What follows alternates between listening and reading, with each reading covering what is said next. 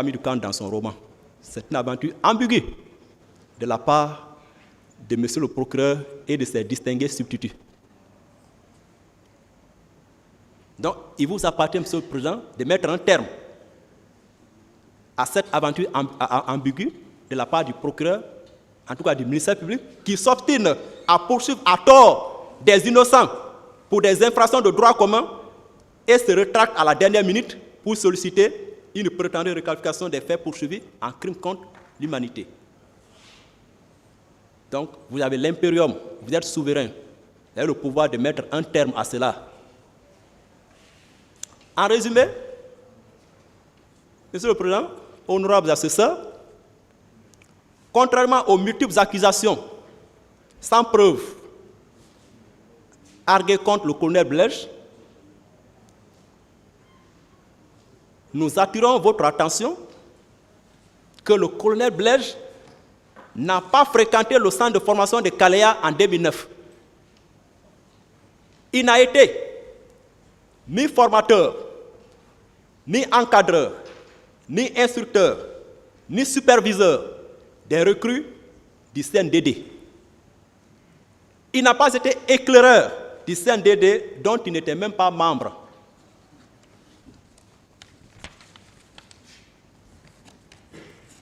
Il n'a occupé, comme je l'ai dit tantôt, il n'a occupé aucun poste de responsabilité ni de commandement au sein du CNDD.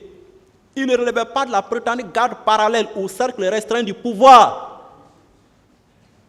Il ne relevait pas de cette prétendue garde parallèle ou cercle restreint du pouvoir.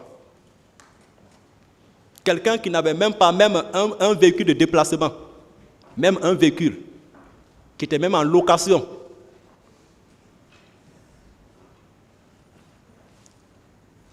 Il n'était pas un agent ou un élément de la garde rapprochée du président Dadis. Il ne relevait pas de la sécurité présidentielle. Il n'est pas un proche ou un parent biologique du président Dadis. Il n'a entretenu aucun rapport particulier avec le président Dadis et les éléments de la garde présidentielle d'alors. Il n'est pas ce béret rouge qui se trouve dans la photo du cortège du président Dadis.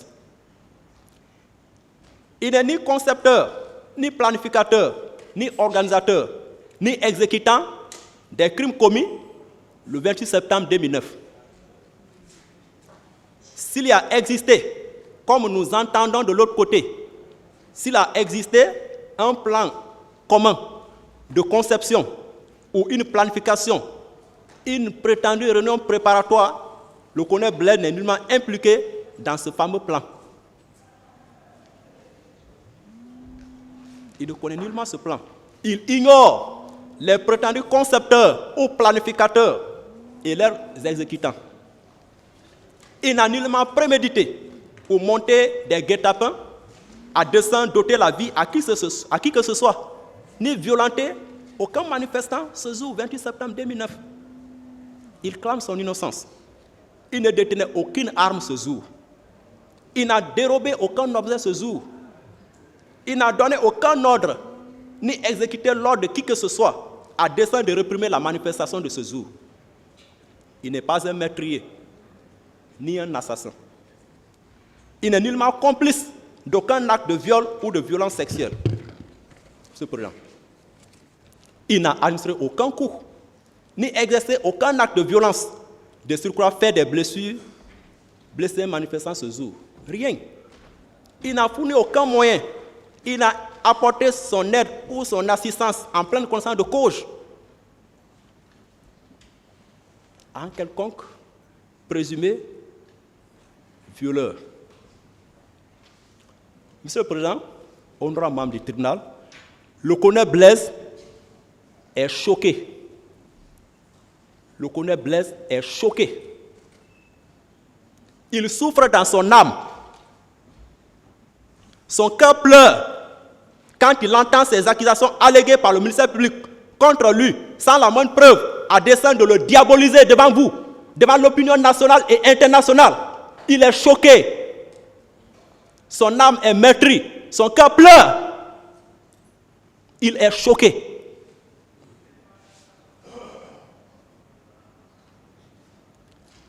l'accusation du colonel Blaise n'est que le résultat d'une loterie judiciaire, en tout cas d'un PMU qui a été joué par le parquet.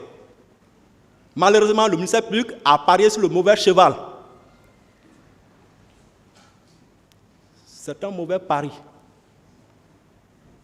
Le colonel Blaise est un homme pacifique, caractérisé par la culture de la non-violence. Les allégations calomnieuses du ministère public contre le colonel Blaise ne sauraient résister à la rigueur du droit.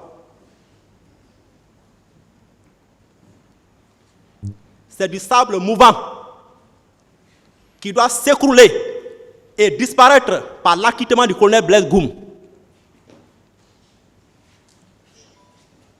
Toutes les allégations contraires, en tout cas de la part du ministère public, des conseils des partis civils, ne sont que des contre-vérités et de la calomnie pure et simple.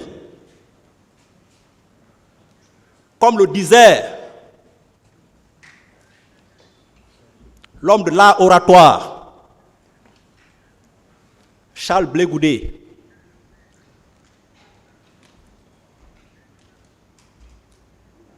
lors de l'audience de la confirmation des charges devant la CPI,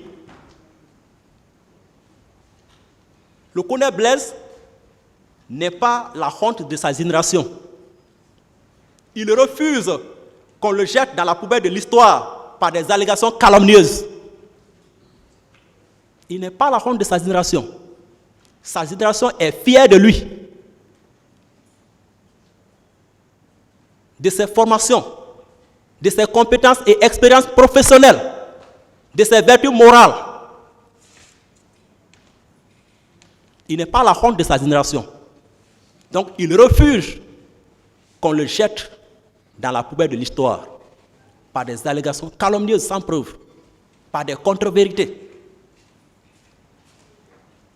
Il n'est pas ce criminel dont l'accusateur veut vous faire croire, Monsieur le Président. Il n'est pas ce criminel.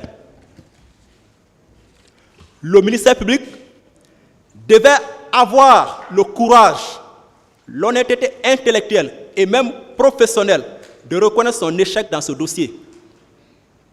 Monsieur le procureur, vous n'êtes pas légalement obligé de requérir à charge contre les accusés si vous n'avez pas de preuves.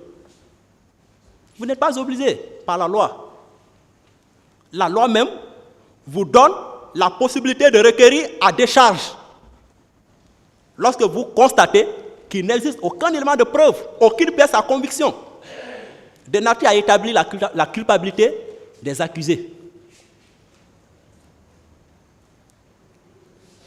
Le colonel Blaise, comme le disait son ami Blaise, Blaise, le colonel Blaise est aujourd'hui le seul, je dis bien le seul, à être accusé parmi les 3 chefs d'équipe d'alors des services spéciaux, lesquels s'étaient tous rendus à l'esplanade du stade ce jour 28 septembre pour l'encadrement de la manifestation. Il est le seul, ce jour, à être poursuivi ou accusé pour des infractions très graves dont il n'est nullement l'auteur principal ni complice. Quel acharnement, ce procureur. Quel acharnement, quelle sélection, quel triage, quelle discrimination, quelle injustice.